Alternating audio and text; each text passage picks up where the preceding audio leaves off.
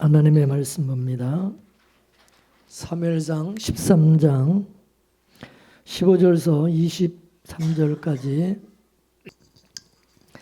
사무엘상 13장 15절에서부터 23절까지 함께 교독을 하겠습니다. 사무엘이 일어나 길갈에서 떠나 베냐민 기브아로 올라가니라. 사울이 자기와 함께한 백성을 계수하니 600명 가량이라.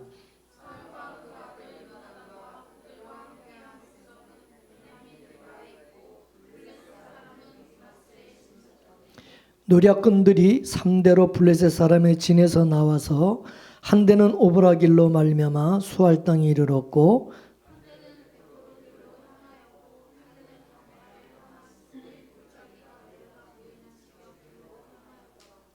때에 이스라엘 온 땅에 철공이 없어졌으니 이는 블레셋 사람이 말하기를 히브리 사람이 칼이나 창을 만들까 두렵다 하였음이라.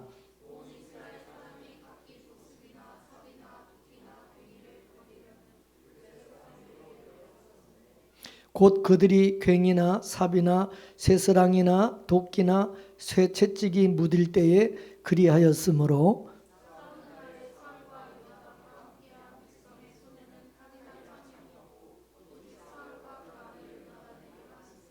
다같이 블레셋 사람의 부대가 나와서 믹막스 어귀에 이르렀더라. 아멘. 오늘 본문의 말씀은 사무엘 선지자는 가버리고 이스라엘의 병력은 줄어들고 전세는 급속하게 불리해져가는 그런 상황 속에서 사울왕과 블레셋과의 전쟁 이야기입니다. 근데 지금 사울왕 곁에 남아있는 군사는 600명 밖에 없었습니다. 11장에서 사울이 암몬과 싸울 때에 모인 이스라엘 군사의 숫자는 무려 33만 명이었습니다. 그런데 이번 블레셋과 싸우기 위해서 모집한 이 숫자도 아마 그때와 못지않게 많았을 겁니다.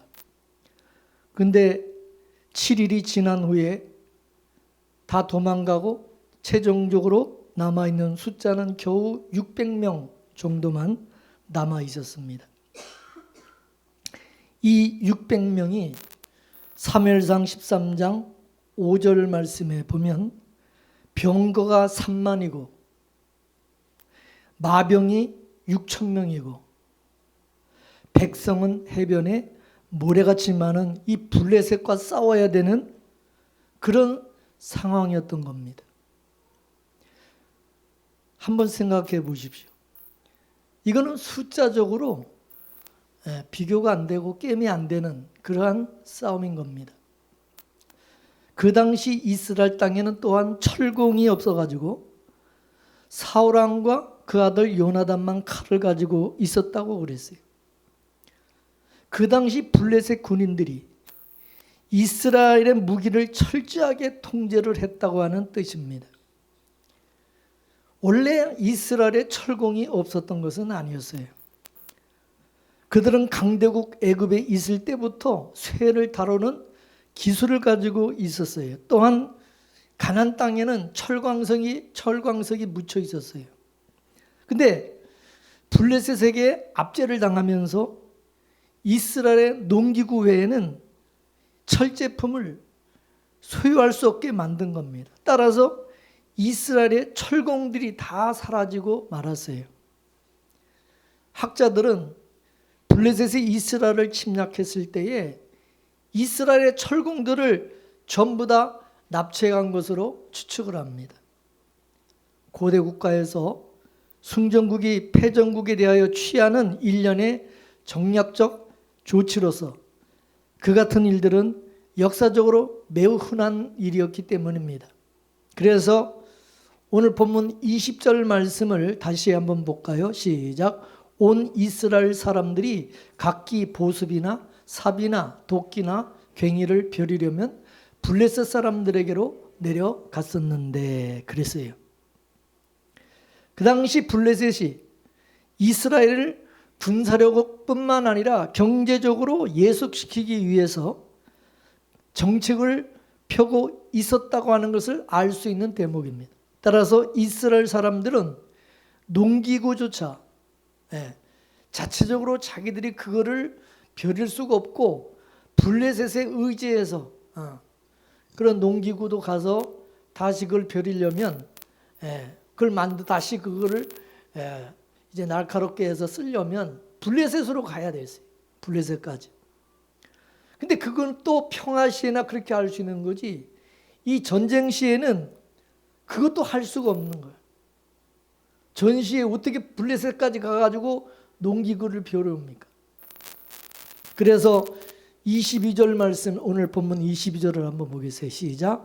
싸우는 날에 사울과 요나단과 함께한 백성의 손에는 칼이나 창이 없고 오직 사울과 그 아들 요나단에게만 있었더라. 아멘. 그 사울 왕과 요나단을 제외하고는 이스라엘 백성들에게 무기는 뭐 농기구나 뭐 몽둥이라든가 뭐 그런 것이 뭐 전부였다 그 말이죠. 그러니 이 블레셋 군대가 그런 이스라엘을 봤을 때 얼마나 우습게 봤겠어요. 완전히 무시하는 거죠. 저들 그냥 뭐 싸우나 마나 뭐 이거는 뭐 자기들이 이기는 전쟁이다 뭐 그렇게 생각할 수밖에 없는 거예요. 여러분, 전쟁에서 우리도 그러잖아요. 각 나라의 어떤 우리가 이 국방력을 비교할 때 군대 숫자가 얼마가 되느냐 뭐 그런 거 비교잖아요. 군인의 숫자가 얼마가 되느냐. 그리고 무기는 어떤 무기를 가지고 있느냐. 그 무기가 전쟁의 승패를 가르는 요소가 되기 때문에 그런 거죠. 그래서 사울도 도망가는 군사들을 붙들어 두기 위해서 하나님의 법도를 어기기까지 스스로 이 제사를 집례까지 한 것도 이 숫자가 이게 자꾸 줄어들면은 더 불리해지니까 그렇게 한 거죠. 그러나 사울이 여기서 결정적으로 간과한 것이 있습니다. 그게 뭐냐? 전쟁의 승패는 군사의 숫자가 많고 적음에 달린 것이 아니라 하나님께 달렸다는 그것을 간과하고 있었다는 사실입니다. 인간적으로 우리가 보면은 전쟁의 승패는 분명 군사의 숫자가 많고 적음에 달려 있고 무기가 얼마나 좋으냐 나쁨에 달린 것은 그건 사실이지만은 실제는 그렇지가 않다는 거예요. 성경의 기록을 보게 되면 하나님께서 역사하시기만 하면 이 전쟁의 승패는 군사의 수와 무기와 아무 관계없이 승리한 전쟁들이 너무너무 많이 있다는 것을 볼 수가 있는 것입니다. 한 예를 든다면 히스기야 왕 때에 아수르의 사네립이 대군을 이끌고 유다를 침공한 적이 있었습니다. 완전히 예루살렘을 에워싸고 포위했어요. 그때 하나님께 간절히 기도함으로써 사네립의 아수르 군사를 그날 밤에 18만 5천 명이 죽었고 사네립은 그때 철군할 수밖에 없었어요. 그리고 사무엘상 7장 50절 말씀을 한번 볼까요? 시작. 다윗이 이같이 물매와 돌로 블레셋 사람을 이기고 그를 쳐 죽였으나 자기 손에는 뭐가 없었더라? 칼이 없었더라. 다윗이 골리앗을 쳐서 또 블레셋을 쳐 이길 때도 다윗의 손에 칼이 없었다 그랬어요. 무기가 없었어요. 또 기드온이 미디안과 전쟁을 할 때도 300명의 용사와 그리고 항아리와 나팔과 횃불이 그들의 무기 전부였어요. 그렇지만 그 전쟁에서 결국 승리를 했다고 하는 사실입니다. 고린도후서 4장 7절 말씀을 한번 보겠습니다. 시작. 우리가 이 보배를 질그릇에 가졌으니 이는 심히 큰 능력은 하나님께 있고 우리에게 있지 아니함을 알게 하려 합니다. 할렐루야. 비록 우리가 질그릇과 같고 빈 항아리 같지만은 우리 안에는 보배가 되시는 전능하신 하나님이 햇불과 같이 드러나게 하시고 하나님의 능력이 나타나게 될 것이라는 사실입니다. 그러므로 우리는 질그릇과 같은 내 힘으로 쌓으려고 하면 안 된다는 거예요. 우리는 능력이 없다. 나는 아무 힘이 없다.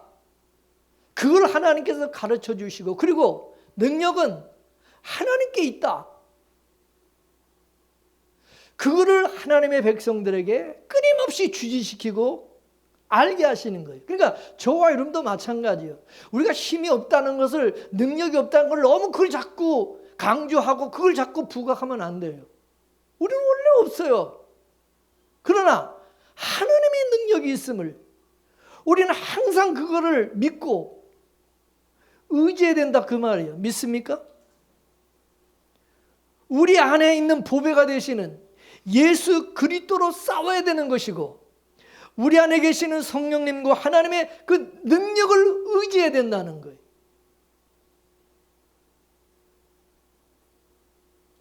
근데 여러분, 사람들은 어때요? 눈에 보이는 것을 자꾸 힘으로 삼고 그에 따라 행동을 하려고 한다 그거예요. 그래서 무엇이든지 많으면 좋고 또 많으면 그것이 힘이다.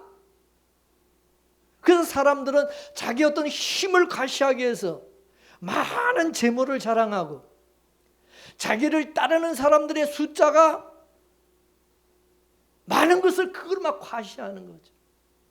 예? 그래서 성공과 실패의 기준은 어떤 뭐 숫자에 있고 어떤 크기, 규모 뭐 이런 것에 있다고 생각한다 그거예요. 그런데 우리 믿음의 사람들은 그게 아니라 승패는 하나님께 달려있다는 사실을 절대적으로 믿어야 된다 그 말입니다. 믿습니까? 하나님이 함께 하셔야 승리할 수 있고 하나님이 함께 해야 성공할 수 있고 이길 수 있다는 거예요. 16절 말씀, 오늘 본문 말씀 다시 한번 보겠습니다. 시작. 사울과 그 아들 요나단과 그들과 함께한 백성은 베냐민 기바에 있고 블레셋은 믹막스에 진쳤더니 그랬어요. 이 말씀은 뭐냐면 서로 이렇게 마주보고 있었다 그 말입니다.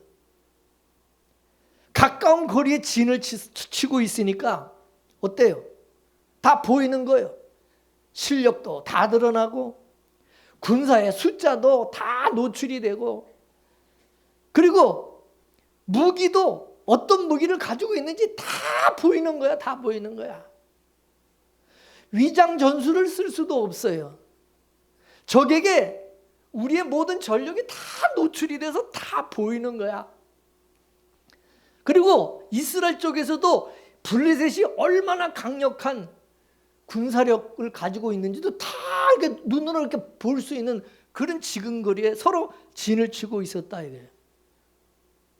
그러면 하나님은 뭡니까? 서로 이스라엘이 부족한 거 다 알고 노출이 되도록 그렇게 하고 싸우게 하신 거예요.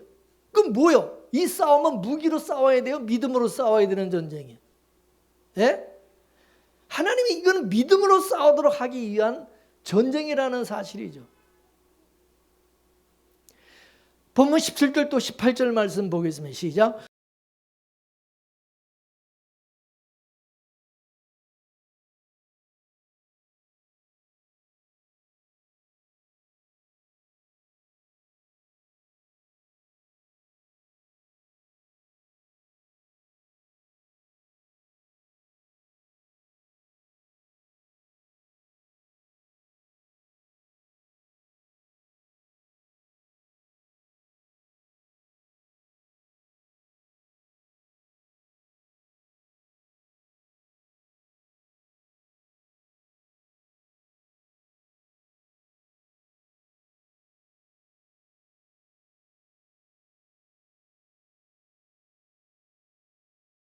보겠습니다.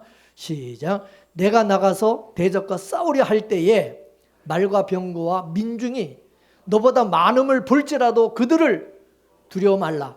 애굽 땅에서 너를 인도하여 내신 내 하나님 여호와께서 너와 함께 하시느니라. 너희가 싸울 곳에 가까이 가거든 제사장은 백성에게 나가서 고하여 그들에게 이르기를 이스라엘아 들으라. 너희가 오늘날 너희 대적과 싸우려고 나왔으니 마음에 겁내지 말며 두려워 말며 떨지 말며 그들로 인하여 놀라지 말라. 너희 하나님 여호와는 너희와 함께 행하시며 너희를 위하여 너희 대적을 치고 너희를 구원하시는 자니라 할 것이며. 할렐루야. 그러므로 여호와께서 함께 하시며 우리를 위해서 대적을 치고 구원하는 자라는 것을 믿지를 못하면 상대방의 그 말과 병과의 군대가 그 많은 것을 보고 두려워 떨 수밖에 없다는 거죠. 그래서 전쟁하러 나갈 때 어떻게 하라고요? 제사장이 백성들 앞에 나가가지고 이스라엘아 너희가 오늘날 너희 대적과 싸우려고 나왔으니 그들이 아무리 말과 병거와 군사와 그 숫자가 많다 할지라도 절대 겁내지 말고 두려워하지 말며 그들로 인해서 놀라지도 말라.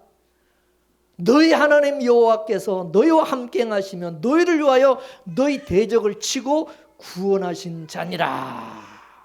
그렇게 백성들에게 말하라는 것입니다. 그러면 지금 이 역할을 누가 해야 됩니까? 예? 이 역할을 누가 해야 돼요? 예? 사무엘 선지자와 사울 왕이 해야 되는 거예요. 맞습니까? 맞습니까? 그러므로 이 전쟁은 처음부터 믿음의 전쟁이지 무슨 무기와 사람의 어떤 실력으로 하는 전쟁이 아니다 이거예요. 하나님께서 무기도 없고 병력도 없는 이런 전쟁을 하게 하신 이유가 뭐겠어요? 이스라엘로 하여금 믿음으로 이기는 법을 가르치기 위한 거다 그것입니다. 근데 여러분 사울 왕에게는 믿음이 없었다는 거죠. 하나님이 함께 하시고 하나님이 그들을 대신해서 싸우고 구원하실 자라는 것을 그거를 몰랐다는 거죠. 알아서도 또 잊어버리고 있었다는 거지. 여러분 하나님께서 자기 백성을 다루시는 방식과 세상 방식과는 완전히 다르다는 것을 우리는 말씀을 통해서 깨달아야 되는 것입니다. 세상 방식은 뭐예요? 내가 힘을 가지고 살아가는 방식이에요. 내가 힘을 가지고. 내가 실력이 있어야 돼. 그러나 하나님은 오히려 자기 백성들에게 자기 백성들의 힘을 자꾸 빼시는 방법으로 일을 하신다는 거예요. 이럴 때 우리가 믿음이 없으면 이거 이해를 할 수가 없는 거예요. 이해를 못하는 거예요. 어떻게 무기가 없이 여러분 전쟁합니까? 어떻게 군사들이 없는데 어떻게 전쟁을 합니까? 지금은 말 어떻게 돈이 없는데 살 수 있느냐? 돈 없이 어떻게 살 수 있느냐는 거죠. 어떻게 농사도 안 짓고 먹을 것이 없는데 광야에서 40년 동안을 살 수 있느냐? 그 말과 같은 거예요. 맞습니까? 여러분 지금 이 시대 전쟁은 어떤 전쟁이에요? 돈의 전쟁이고 무기 전쟁입니다. 어느 나라가 경제력이 얼마나 정말로 많으냐? 그거에 따라 전쟁의 승패가 달라지는 거죠. 여러분 이스라엘과 팔레스타인과 그 하마스와 전쟁도 보세요. 러시아와 우크라이나 그 전쟁도 여러분 보십시오. 지금 미국이 세계 최강국이 된 것도 최강의 무기를 가지고 있고 또 경제 대국이기 때문에 다른 나라들이 미국을 덤빌 수가 없어요. 미국에 덤비지를 못하는 거예요. 중국이 이제 미국하고 비등해지니까 맞짱 뜨려고 저렇게 하는 것이지만 다른 나라들은 유럽 연합에 유럽 전체가 이 연합이 돼도 미국을 어떻게 감당이 안 돼. 덤빌 수가 없어요. 이와 같이 죄 아래서 난 우리 인간들은 그래서 경제적인 힘을 가지려고 그러고 첨단 무기를 가지고 전쟁을 하려고 하는 것입니다. 그래서 힘을 가지기 위해서 국력도 키우고 그리고 최첨단 무기들을 자꾸 개발하는 거예요. 맞습니까? 여러분, 이 세상에는 전쟁이 없어질 수 있어요? 전쟁이 없어질 수 있어요? 그건 우리의 희망이지만 절대 전쟁은 없을 수가 없어요. 천년왕국이 오면은, 천년왕국이 되면 전쟁은 없습니다. 왜냐? 거기는 죄가 없기 때문에. 그래서 이사야 11장 6절에서 9절까지 말씀을 한번 보겠습니다. 시작. 그때 이리가 어린 양과 함께 거하며 표범이 어린 염소와 함께 누우며 송아지와 어린 사자와 살찐 짐승이 함께 있어 어린아이에게 끌리며 암소와 곰이 함께 먹으며 그것들의 새끼가 함께 엎드리며 사자가 소처럼 풀을 먹을 것이며 젖먹는 아이가 독사의 구멍에서 장난하며 젖된 어린아이가 독사의 굴에 손을 넣을 것이니 나의 거룩한 산 모든 곳에서 해됨도 없고 상함도 없을 것이니 그랬어요. 그러나 죄가 있으면, 이 세상에 죄가 있다면 이거는 불가능한 일이다. 이런 일은 천년왕국에서나 일어날 수 있는 일인 것입니다. 여러분, 세상의 힘은 어떤 것입니까? 여러분은 어떤 것을 힘이라고 여깁니까? 재물, 권력, 나라의 어떤 크기, 국토, 인구 숫자, 지식, 첨단 기술, 무기, 명예, 재능, 뛰어난 어떤 미모, 그런 것들입니까? 사람들은 그런 것을 힘으로 삼고 그것을 붙들려고 한다, 그거죠. 그것을 붙들려고 한다. 그걸 의지하려고 그런다. 근데 이 모든 힘은 강한 것 같이 눈에는 보이지만 그건 일시적이고 그건 유한하고 한계가 있다는 겁니다. 재물에 힘이 항상 있는 것도 아닌 것이 오늘 부자로 살다가 내일 빚더미에 앉을 수가 있다고 하는 사실입니다. 여러분, 돈이 많고 사업을 크게 벌리다 보면 나중에 그것이 꼬꾸라지면 어떻게 되죠? 지금은 엄청난 사업을 하고 엄청난 사업가고 돈을 많이 벌지 몰라도 그게 한순간에 그냥 꼬꾸라지면 여러분 다 빚더미에 올라가서 완전 거지가 되는 거예요. 엄청난 이제 빚더미에 이제 올라가게 되는 거죠. 우린 그런 거 많이 보잖아요.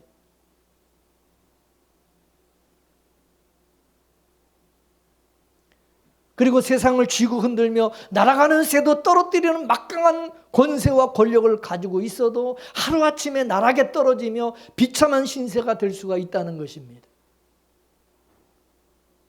오늘 본문에 보게 되면 이스라엘의 무기는 사울왕과 그 아들 요나단만 가지고 있었다고 그랬어요. 이와 같이 우리에게도 무기는 누구에게만 있으면 됩니까? 우리에게는 우리는 무기가 없어도 돼. 누구에게만 있으면 돼. 하나님과 그 아들 예수 그리스도에게만 있으면 되는 거예요. 아멘이십니까? 우리는 오직 예수님과 하나님이 우리의 힘과 무기가 되면 되는 거다, 그 말입니다.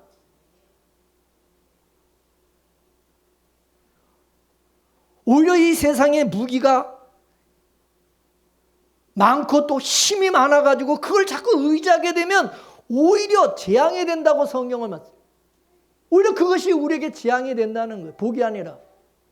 자, 이사야 31장 1절에서 3절까지 보겠습니다. 시작.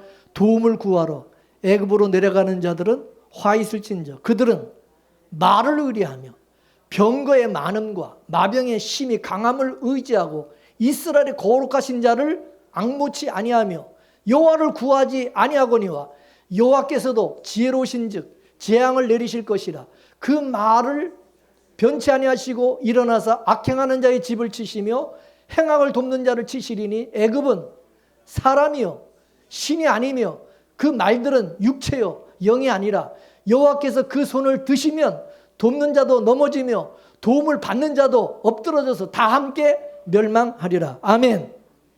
그러니까 세상에 말과 병거가 많고 마병이 힘이 강하면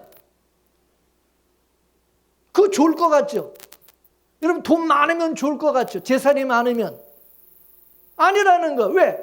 그걸 자꾸 의지하기 때문에. 그럼 그걸 의지하게 되면 어떻게 된다요? 하나님을 앙모치 아니하고 여호와를 구하지 아니하고 하나님을 의지하지 않고, 그러니까 하나님은 어떻게 재앙을 내리신다는 거예요. 망하는 거예요. 여호와께서 손을 드시면 돕는 자도 넘어지고 도움을 받는 자도 엎드려서 다 함께만 돕는 자는 도움 받는 다 같이 망한다는 거예요. 그렇게 하신다는 거예요. 여러분 잘 들어야 돼요. 여기서 애굽은 뭐예요? 세상을 말하잖아요.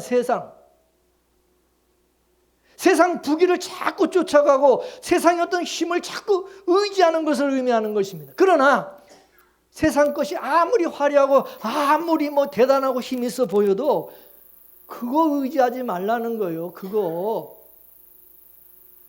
붙잡으면 안 된다는 겁니다. 예? 아무리 내가 힘들고 어렵고 내가 아무리 힘이 없어도 가난해도 세상으로 내려가서 세상 가치를 쫓아서 살아가려고 그러고 자꾸 그런 거를 의지하려고 그러면 안 된다 그 말입니다. 여러분 똑바로 들으세요.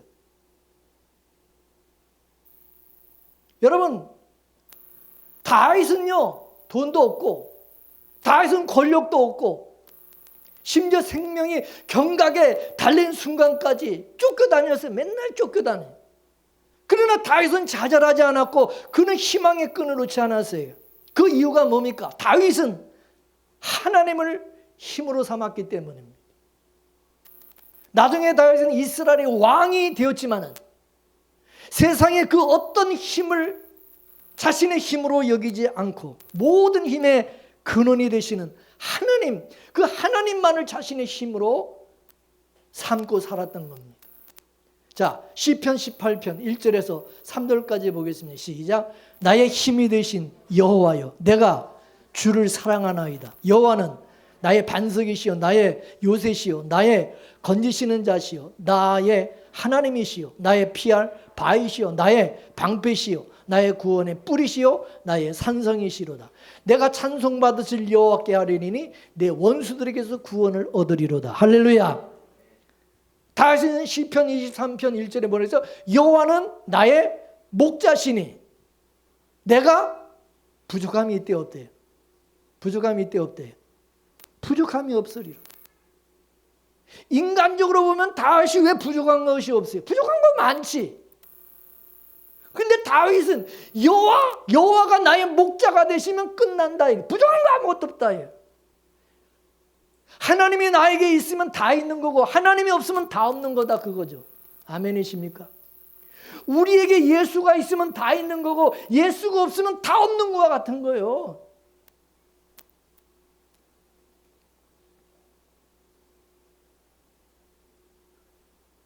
하나님께서 다윗의 필요를 공급해 주시고 보호해 주시고 인도해 주시는 그 하나님, 그 하나님이 다윗에게 참된 힘이었고 구원의 뿌리였던 것입니다.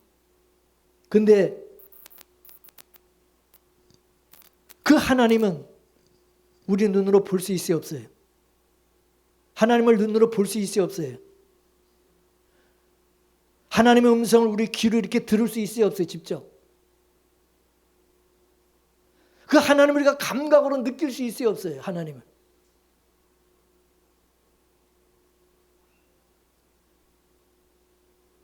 하나님이 살아계신 걸 여러분 어떻게 합니까? 하나님이 나와 함께 하신 걸 어떻게 합니까? 우리는 믿음으로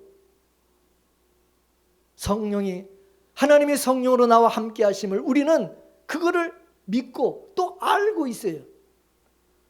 따라서 하나님을 믿고 의지하는 자 속에는 세상의 힘이 아니라 여호와 하나님의 전능하신 힘이, 능력이 작동하고 있는 거예요.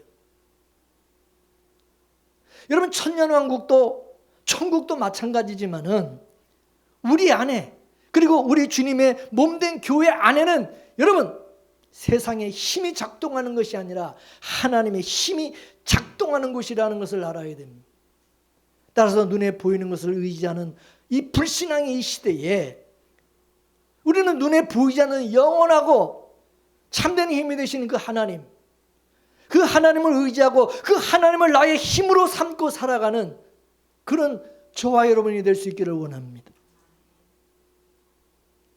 여러분, 역대하 20장에 가서 보면요, 유다왕 여호사밧 때에 모압 자손과 암몬 자손들이 마온 사람들과 함께 큰 무리를 이루어서 유다를 침공해 온 적이 있었어요. 세 나라가 연합군이 돼가지고 쳐들어온. 그러니까 여호수아가 큰 두려움 가운데 하나님께 간구하였어요. 그리고 온 유다 백성들에게 금식을 선포하고 백성들이 다 함께 모여서 하나님께 간절히 기도했어요. 그때 남녀노소 할 것 없이 온 백성 앞에서 여호와께 드린 여호사밧의 기도가 어떤 기도였느냐? 자, 역대하 20장 5절과 6절, 12절, 13절 말씀 보겠습니다. 시작. 우리 조상들의 하나님 여호와여, 주는 하늘에서 하나님이시니까 이방 사람들의 모든 나라를 다스리지 아니하시니까 주의 손에 권세와 능력이 있사오니 능히 주와 맞설 사람이 없나이다. 우리를 치러오는 이 큰 무리를 우리가 대적할 능력이 없고 어떻게 할 줄도 알지 못하옵고 오직 주만 바라보나이다. 아멘. 이 히스기야 왕의 기도에 하나님은 어떻게 응답을 하셨습니까?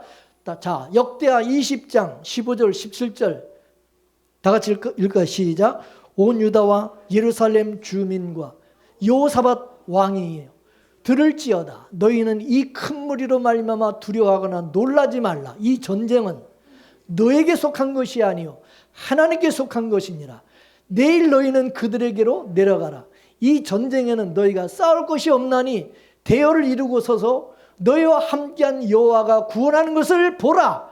유다와 예루살렘아, 너희는 두려워하지 말며 놀라지 말고 내일 그들을 맞서 나가라. 여호와가 너희와 함께 하리라. 아멘. 그러자 백성들이 이 하나님의 응답의 말씀을 믿고 하나님께 경배하며 찬양하며 아침에 일찍 일어나서 이제 나갈 때 또 여호사밧이 말을 했어요. 18절, 그 뒤에 18절에서 20절까지 시작. 너희는 너희 하나님 여호와를 신뢰하라. 그리하면 견고히 서리라. 그의 선지자들을 신뢰하라. 그리하면 형통하리라. 아침에 일찍 일어나서 이제 이렇게 선포하고 이제 나가는 거예요. 그리고 노래하는 자들을 택해가지고 그들에게 거룩한 예복을 입히고 군대 맨 앞에 그들을 세웠어요. 그리고 여호와께 감사하세. 그 인자심이 영원하도다.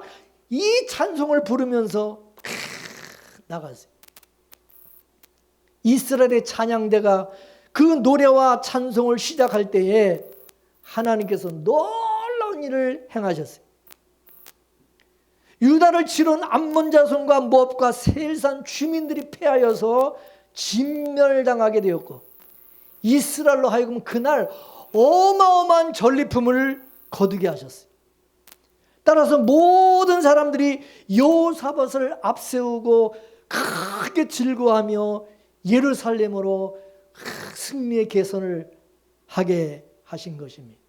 그 이후에 이방 모든 나라는 하나님께서 이스라엘의 적군을 물리치셨다는 사실을 알고 다 하나님을 두려워하게 되었고 여호사밧 때 이스라엘은 태평성대를 누리게 되었다. 그렇게 말씀하고 있어요. 그래서 역대기 기자는 이 역사의 기록의 끝에 뭐라고 덧붙이고 있느냐? 이는 그 하나님, 그의 하나님이 사방에서 그들에게 평강을 주셨습니다. 하나님이 그들에게 평강을 주셨습니다. 여러분, 우리는 이 여호사밧 왕의 이 전쟁 이야기를 통해서 다시 한번 하나님의 위기 극복과 승리의 길을 우리는 배워야 되는 거예요. 깨달아야 되는 거예요. 그것은 유일하신 참 도움과 방패이신 하나님만을 의지하는 거라는 거죠. 여호사밧은 백성들과 더불어 간절히 하나님께 기도했어요. 그는 하나님께 하늘에 계시며 이방 모든 나라까지 다 다스리시는 주권자이시며 역사의 주인이심을 믿었어요. 하나님과 능히 맞설 사람이나 권세가 없음을 알았어요. 스스로는 그를 치러오는 그 많은 무리들, 그 적들을 맞설 능력도 없고 또 이걸 어떻게 해야 될 대책도 전략도 알지 못하는, 그때 오직 하나님만 바라본다, 하나님만 의지한다고 고백했어요. 그는 하나님의 말씀대로 전쟁은 자기에게 속한 게 아니라 하나님께 속한 것을 확신했어요. 그는 하나님의 말씀에 의지하여서 두려워하지 않고 놀라지 않았어요. 여러분, 만약에 여호사밧 왕이 두려워하고 겁을 냈으면 여러분 맨 앞에 군사들 앞에 여러분 성가대를 맨 앞에다가 여러분 세워서 내보냈겠어요? 그리고 여러분 성가대가 맨 앞에 그 수많은 적군들 창과 칼을 가지고는 그 적군들 향해서 성가대원들이 아니 뭔 배짱으로 그 나갈 수 있겠어요? 자기들이 군인도 아닌데. 근데 성가대를 앞세우고 나갔는데 그 전쟁에서 어떻게 했어요? 대승을 거두었어요. 하나님께서 하나님의 백성들을 위해서 친히 싸워주시는 하나님의 그 전쟁, 하나님의 승리를 맛보게 하시기 위해서, 그걸 보게 하기 위해서 그렇게 하신 거예요. 그래서 이스라엘은 하나님께 얼마나 뜨거운 찬송과 감사와 영광을 돌렸겠어요. 예? 이게 승리의 비결이라.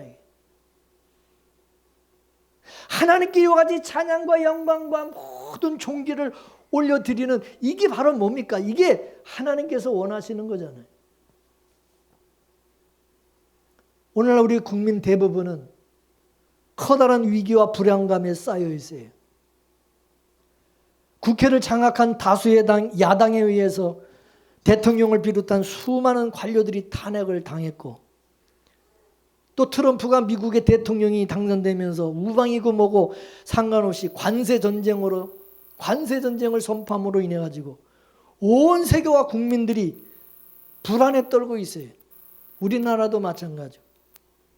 그런 가운데 북한은 탄도미사일과 핵무기로 남한을 계속 위협하고 있고, 대통령 선거를 앞에 두고 누구를 대통령으로 뽑아야 되고 앞으로 이 나라가 어찌 될지 불안하고, 그리고 반기독교 세력이 더욱 창궐함으로 인해 가지고 그 세력과 힘 앞에 우리 그리스도인들은 너무나도 나약하고 힘이 없어 보입니다.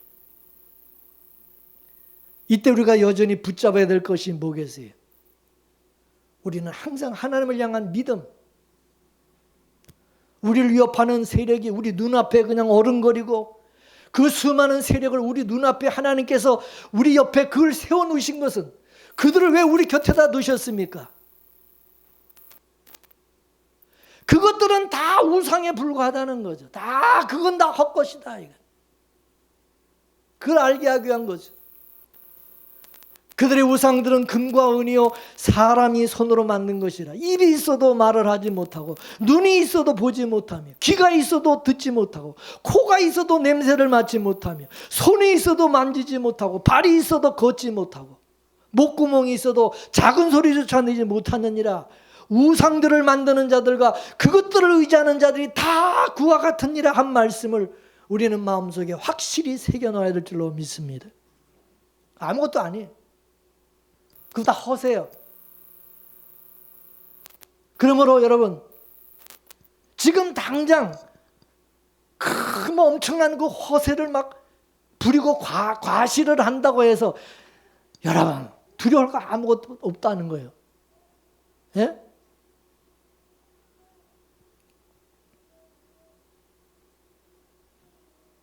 오늘 본문의 말씀처럼 우리의 도움이시 우리의 방패가 되신 그 하나님만 의지하면 되는 것이고, 하나님이 우리와 함께 하시고 우리를 지키시면 하나님께서 우리에게 놀라운 복을 주실 것입니다. 우리가 해야 될 것은 오직 믿음으로 하나님을 의지하고 찬양하고 예배하며 나아갈 때 하나님께서 우리에게 놀라운 승리를 보게 하시고 놀라운 은혜와 복을 주실 줄로 믿습니다. 하나님이 보호하사 우리나라 만세, 동해물과 백두산이니 마르고 닳도록 하나님이 보호하사, 하나님이 이 대한민국과 함께하사 우리나라 만세. 그러면 된 거죠. 할렐루야.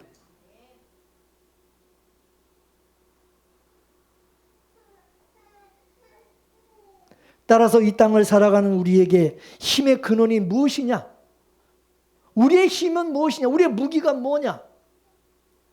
우리가 사랑해야 될 대상은 누구인가? 확실히 알아야 된다 이거지. 하나님으로 나의 힘을 삼고 하나님만의 나의 사랑이라고 고백하며 살아가는 사람은 세상이 두렵지 않다 이거지. 반면에 세상이나 사람의 힘을 의지하고 그것을 사랑하는 사람들은 어때요? 항상 두렵고 항상 불안하다 이거예요. 왜냐? 사람은, 환경은 어때요? 시대는 자꾸 변하잖아. 바뀌잖아. 그러나 하나님만이 나의 힘이 되시는 사람, 그런 사람은 언제 어디서나 어떤 상황에서도 불안하지 않다 이거예요. 왜 그렇습니까? 우리 하나님은 어제나 오늘이나 언제나 영원토록 변함이 없으시기 때문인 것입니다. 아멘이십니까? 시편 125편 1절과 2절까지 보겠습니다. 시작. 여호와를 의뢰하는 자는 시온산이 요동치 아니하고 영원히 있음 같도다. 산들이 예루살렘을 두름과 같이 여호와께서 그 백성을 지금부터 영원까지 두르시리로다. 할렐루야. 또 그 밑에 시편 62편 1절 2절 시작. 나의 영혼이 잠잠히 하나님만 바라며 나의 구원이 그에게서 나는도다. 오직 저만 나의 반석이시요 나의 구원이시요 나의 산성이시니 내가 크게 요동치 아니하리로다. 할렐루야. 다윗은 일생 동안 세상의 그 어떤 것도 힘으로 삼지 않았어요. 그에게 오직 힘의 원천은 하나님께 있었어요. 세상에서 가장 여러분 무서운 힘이 뭡니까? 사랑의 힘이라고 해요. 사랑. 사람이 여러분 돈을 사랑하면 돈에서 힘을 얻습니다. 사람을 사랑하면 사람에게서 힘을 얻어요. 자녀와 손주를 사랑하면 자녀와 손주에게서 힘을 얻어요. 하나님을 사랑하는 사람은 하나님에게서 힘을 얻습니다. 그런 사람은 어떤 경우에도 힘을 잃지 않아요. 돈을 사랑하는 사람, 돈 없어지면 힘을 잃어버려요. 권력을 사랑하는 사람, 권력이 없어지면 힘을 잃어버립니다. 사람을 사랑하는 사람, 그 사람이 없어지면 힘을 잃어버려요. 자식을 사랑하는 사람, 그 자식이 돌아서면 힘을 잃어버려요. 그러나 하나님을 사랑하는 사람은 돈이 없어지고 권력이 없어지고 사람이 없어지고 자식이 돌아서도 힘을 잃지 않는 것입니다. 힘이 없어지지 않는 것입니다. 따라서 어려움을 당할 때 세상을 사랑하던 사람 힘을 잃을 수밖에 없겠죠. 하나님을 믿고 하나님을 사랑하는 사람 어떤 상황에서도 그 힘을 잃지 않겠죠. 답은 나와 있어요. 세상의 힘은 변하고 세상의 힘은 무너지고 영원하지 않다는 것. 결정적인 순간에 절망 가운데 떨어지고 나락으로 떨어지고 만다는 거죠. 그러나 하나님을 사랑할 때 언제 어디서나 힘을 얻게 되고 그 하나님의 힘은 변하지 않고 달라지지 않는다는 사실입니다. 그러므로 힘들고 어려울 때 탄식하지 말고 절망하지 말고 원망하지 말고 찬송을 부르시기 바랍니다. 우리의 기도와 찬송하는 자리는 하나님께서 함께 계시는 자리인 것입니다. 하나님을 만나는 자리입니다. 하나님께서 주인이 되는 자리인 것입니다. 위로를 얻고 길을 찾고 힘을 얻고 비전이 열리는 자리인 것입니다. 요한일서 5장 그래서 4절과 5절에 뭐라 그랬어요? 다 같이 보겠어요. 시작. 하나님께로서 난 자마다 세상을 이기느니라. 세상을 이기면 이것이니 우리의 믿음이니라. 예수께서 하나님의 아들이심을 믿는 자가 아니면 세상을 이기는 자가 누구뇨? 아멘. 세상에서 정말 잘 나가고 성공하고 세상에서 유명하고 인정받는 사람이 세상을 이기는 사람이 아니다 이거예요. 예수께서 하나님의 아들이심을 믿는 자가 그가 세상을 이기는 자라는. 세상을 이긴다는 것은 뭐예요? 이 세상을 지배한다는 거죠.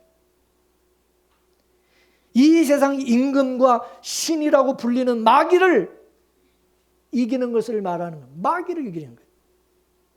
여러분, 우리 인간이 마귀를 이길 수 있어요, 없어요?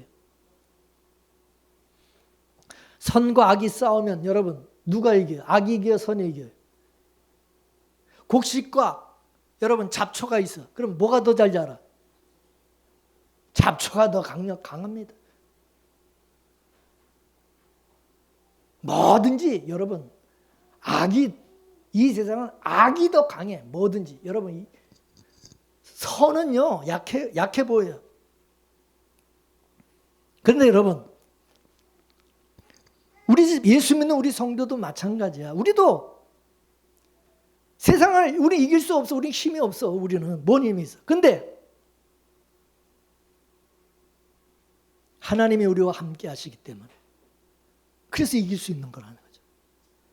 하나님 우리 농부가 되기 때문에 잡초들을 다 제거하시고 잘라버리고 그래서 우리를 열매 맺게 하신다 그 말이죠. 아멘이십니까? 누가 나한테 악을 행하고 악하게 대하면 나도 당연하게 악으로 대하는 것이 인간의 본성이에요. 그죠? 근데 로마서 12장 17절에 뭐라 했습니까? 시작. 아무에게도 악을 갚지 말고 모든 사람 앞에 선한 일을 도모하라 그랬어요. 뭔 말이에요? 본성을 따라 살지 말고 본성을 거스리는 믿음으로 모든 사람들이 보는 앞에서 보란 듯이 나에게 악을 행한 그 사람에게 선을 베풀라는 거예요. 선을. 베드로전서 3장 9절 말씀 또 보겠습니다. 시작. 악을 악으로 욕으로 갚지 말고 도리어 복을 빌라. 이를 위하여 너희가 부르심을 입었느니라. 아멘. 우리는 복을 비는 사람으로 부르심을 입은 사람이라는 거예요. 우리가 무슨 욕하고 저주하고 뭐 악을 막 행하고 그런 사람으로 우리는 부르심을 입은 사람들이 아니다 이게. 악하게 대하는 사람, 우리에게 막 욕을 하는 사람, 그런 사람에게 우리는 똑같이 반응하지 않고 그들에게 복을 비는 사람들로 우리는 부르심을 입었다는 거예요. 참 희한한 부르심이고 정말 말도 안 되는 부르심이죠. 여러분 누가 나한테 악하게 대하는 것은 왜 나한테 악하게 대합니까? 나도 똑같이 악하게 반응할 것을 기대하기 때문에 그러는 거예요. 자꾸 이렇게 시비를 거는 거, 싸움을 이렇게 거는 거잖아요. 그래 안 그래요? 너 이래도 너 가만히 있을 거예요? 그런 거 자꾸 찌르고 자꾸 이렇게 도발을 하는 거죠. 내가 악하게 반응함으로 말미암아 그 악에 나도 동조하도록 하기 위한 마귀의 의도라는 거죠. 다르게 말하면 나도 그 악에게 무릎을 꿇게 만들기 위한 거라는 거죠. 나도 똑같이 악을 행하도록 만드는 거죠. 그러나 악을 이기는 방법은 뭡니까? 악이 아니라 선으로 악을 이기는 거라는 거죠. 그래서 성경은 우리가 악에게 동조해서 악에게 무릎을 꿇어서 그 악한 그 자들과 똑같은 패거리가 될 것이냐? 아니면 악을 이길 것이냐? 악을 정말 이기기를 원한다면 악으로 반응하지 말고 선을 베풀라는 것입니다. 그러면 그 악이 오히려 내 앞에 무릎을 꿇을 것이라는 것입니다. 그래서 예수님께서 베드로전서 2장 20절 말씀을 보겠습니다. 시작. 죄가 있어 매를 맞으면 무슨 칭찬이 있으리요? 오직 선을 행함으로 고난을 받고 참으면 이는 하나님 앞에 아름다우니라. 아멘. 예수님께서 그 밑에 한번 읽어볼까요? 또 이어서 시작. 이를 위하여 너희가 부르심을 받았으니 그리스도도 너희를 위하여 고난을 받으사 너희에게 본을 끼쳐 그 자체를 따라오게 하려 하셨느니라. 아멘. 예수님께서도 먼저 고난을 당하시고 우리를 위해서 먼저 그 십자가의 길을 가신 것은 우리를 위해서 본을 끼쳐서, 본이 되셔서 우리도 예수님을 본받아 예수님이 가신 그 길을 따라오도록 하기 위함이라는 거예요. 예수님처럼. 자, 로마서 12장 19절에서 20절 말씀을 또 보겠습니다. 시작. 사랑하는 자들아 너희가 친히 원수 갚지 말고 하나님의 진노하심에 맡기라. 기록되었으되 원수 갚는 것이 내게 있으니 내가 갚으리라고 주께서 말씀하시니라. 내 원수가 줄이거든 먹이고 목마르거든 마시게 하라. 그리함으로 내가 숯불을 그 머리에 쌓아 놓으리라. 아멘. 여러분 인간의 본성은 뭐예요? 원수를 꼭 갖고 싶고 보복하고 안 갚음하고 싶은 것이 우리 인간의 본성이죠. 그래서 이 인류 역사는 원수를 갖고 또 보복하고 또 원수 갖고 보복하고 이게 역사의 반복이었잖아요. 근데 하나님께서 우리에게 절대 원수를 우리가 갚으면 안 된다는 거예요. 그 원수 갚는 일은 하나님이 하시는 일이라는 거예요.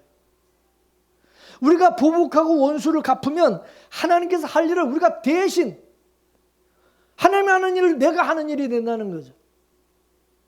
우리가 재판장이 되는 셈이고 우리가 하나님 자리에 앉는 꼴이 된다 그 말입니다.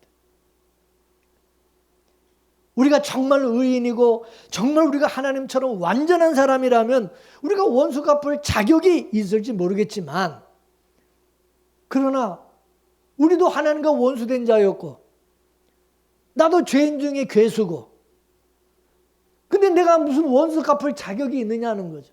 예? 그리고 또 하나님은 우리의 약점을 너무나도 잘 알고 계세요. 만약에 하나님께서 나에게 원수 갚을 수 있는 그런 기회를 주시면 어떻게 할까요? 갑절로 갚을 것입니다. 배로 원통하고 분통이 터져가지고 그냥 배로 갚아주려고 할 것입니다.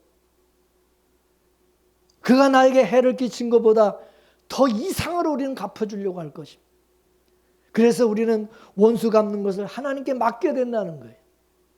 원수를 내가 갚게 되면 보복의 악순환이 돼가지고 결국 우리 모두가 다 망하고 다 죽게 된다는 것입니다. 그럼 우리가 할 일은 뭐냐? 원수가 줄이면 오히려 먹이고 목말라 하면 오히려 마시게 하라는 거예요. 그리함으로 숯불을 그 머리 위에다가 자꾸 이렇게 쌓아 놓으라는 거죠. 원수는 뭡니까? 원수는 그냥 미운 정도가 아니야. 쥐고 싶은 게 원수예요. 그렇죠. 그래서 그 원수가 쫄딱 망하기를 우리는 간절히 바라는 거예요. 원수가. 근데 성경에 보니까 오히려 먹이우고 마시우게 하라는 거예요. 그러면 우리가 해야 될 일은 뭐냐? 원수가 어려움에 처했을 때 오히려 도와주고 그 원수가 구워놓고 하나님의 자녀가 되도록 하라는 거죠. 우리는 하나님을 믿는 믿음이 있어요. 용서와 구원의 은혜를 받은 사람이기 때문에 그렇게 할 수 있다는 것이고 또 우리에게는 원수를 갚아주시는 나 대신 원수를 갚아주시는 하나님이 계시다는 거죠. 하나님이 반드시 갚아주신다는 거죠. 아멘이십니까? 내가 안 갚아도 돼요. 내 손에 피 안 묻혀도 하나님이 알아서 다 갚아주시는 하나님 다 기억하시. 내가 손해볼 것 같죠? 아닙니다. 여러분 우리에게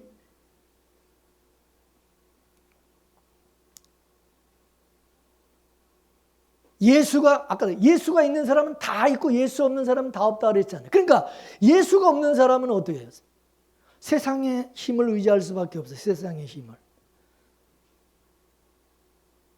그런 사람은 주님의 역사하심을 볼 수가 없어요. 하나님이 역사하시고 구원하신 그 하나님을 알 수가 없어요. 여러분은 여러분의 자녀에게 무엇을 주실 것입니까? 주기를 원하는 게 뭐예요? 많은 돈, 재산을 주기 원해요?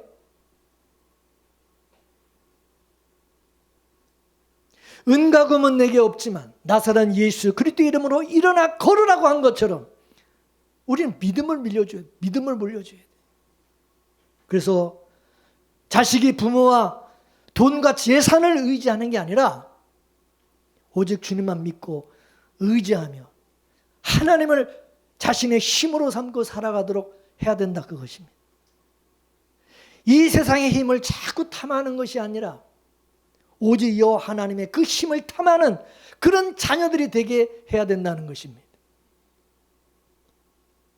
그렇기 때문에 여러분은 늘 나는 무엇을 힘으로 삼고 살아가는지를 항상 물어봐야 돼요. 살면서 나는 뭘 진짜 힘으로 삼고 살아가는지, 내가 자식들 앞에 내가 뭘 힘으로 삼고 살아가는 것을 보여주고 있는가 한번 생각해 봐야 돼요.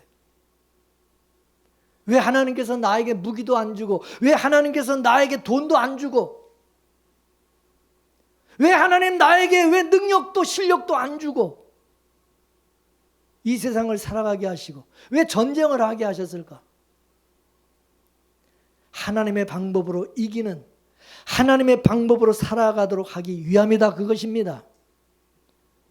세상의 힘을 의지하면서 맨날 뭘 먹을까, 뭘 입을까, 뭘 마실까 그러면서 살아가는 게 아니라 그의 나라와 그의 의를 구하며 하나님을 믿고 그의 도우심으로 항상 감사하며 찬양하며 살아가는 그 법을 알도록 하기 위함이다.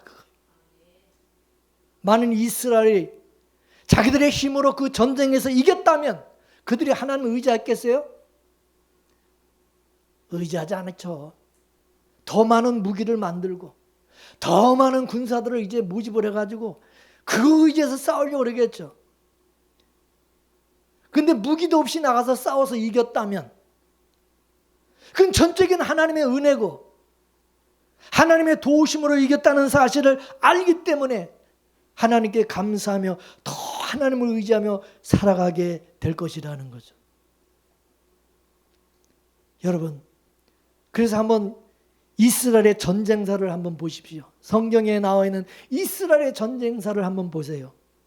출애굽한 후에 홍해에서 애국 군대를 몰살시킨 전쟁이나 아멜렉과의 전쟁, 여리고성 전쟁, 가나안 정복 전쟁, 기돔과 미디안의 그 전쟁, 사사시대 때 삼손과 입다와 같은 사사들을 통해서 말도 안 되는 전쟁과 사울과 다윗을 통해서 블레셋과 아멜렉과 암몬과 전쟁, 구약의 그 수많은 전쟁에 기록들이 있는데 특징이 있어요. 그 특징이 뭐냐? 무기가 없이 한 전쟁이었다는, 무기 없이. 그 전쟁은 전부 여호와의 전쟁이었고 여호와께서 승리하신 전쟁이었다는 사실입니다. 그리고 그 전쟁은 모두가 여호와께서 천군 천사 곧 여호와의 군대가 함께하는 전쟁이었다는 사실입니다. 따라서 이스라엘 백성의 문제는 뭐냐? 군대의 숫자가 많고 적음과 무기가 좋고 나쁨에 있는 것이 아니라 믿음이 없는 불신앙이 문제라는 사실인 것입니다. 불신앙이 문제인 것입니다. 하나님은 한 사람을 통해서라도 큰 승리를 허락하셨어요. 믿음은 하나님께서 내 안에서 일할 수 있도록 나를 내어드리는 것이고 하늘과 연결된 수도관과 같아서 믿음을 통해서 하나님의 능력이 나를 통해서 이 땅에 나타나게 되는 것입니다. 에베소서 6장 10절에서 13절까지 말씀을 보겠습니다. 다 같이 읽어보겠습니다. 시작. 정말로 너희가 주 안에서와 그 힘의 능력으로 강건하여지고 마귀의 관계를 능히 대적하기 위하여 하나님의 전신갑주를 입으라. 우리의 씨름은 혈과 육에 대한 것이 아니요 정사와 권세와 이 어둠의 세상 주관자들과 하늘에 있는 악한 영들에 대함이라. 그러므로 하나님의 전신갑주를 취하라. 이는 악한 날에 너희가 능히 대적하고 모든 일을 행한 후에 서기 위함이라. 할렐루야.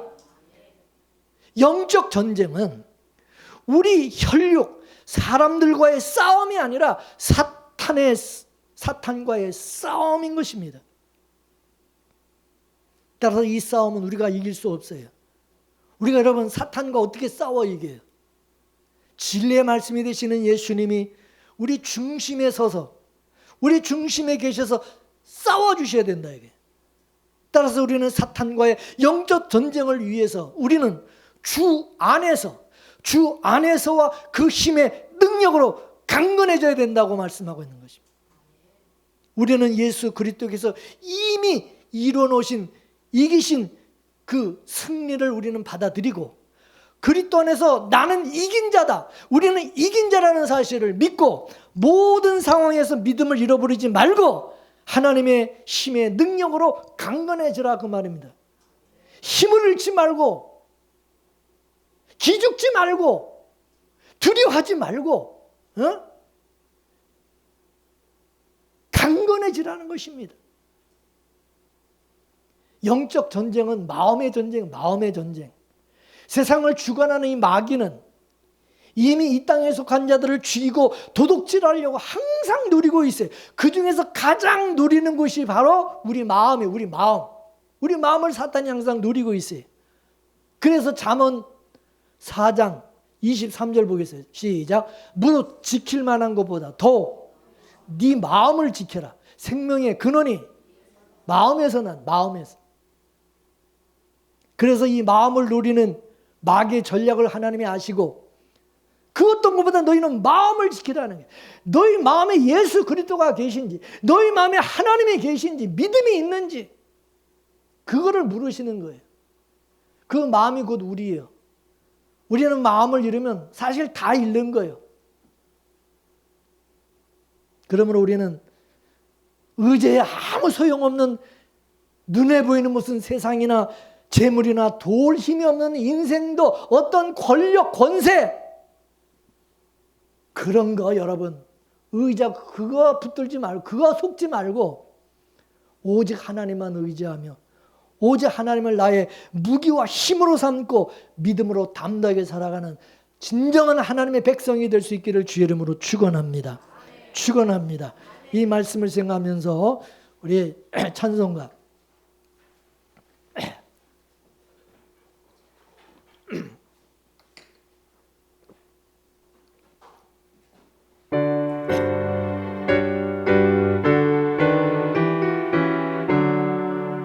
내 주는 강한 성이요 방패와 병기 되시니 근환란에서 우리를 구하여 내시리로다. 옛 원수 마귀는 이때도 힘을 써 모략과 권세로 무기를 삼으니 전하에 누가 당하랴. 내 힘만 의지할 때는 패할 수밖에 없도다. 힘 있는 장수 나와서 날 대신하여 싸우네. 이 장수 누군가 주 예수 그리스도 만군의 주로다. 당할 자 누구랴. 반드시 이기리로다. 이 땅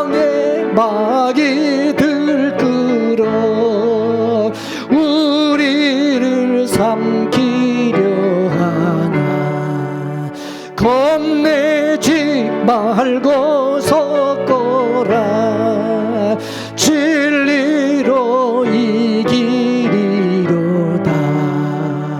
진적과 재물과 명예와 생명을 다 빼앗긴데도 진리는 살아서 그 나라 영원하리라.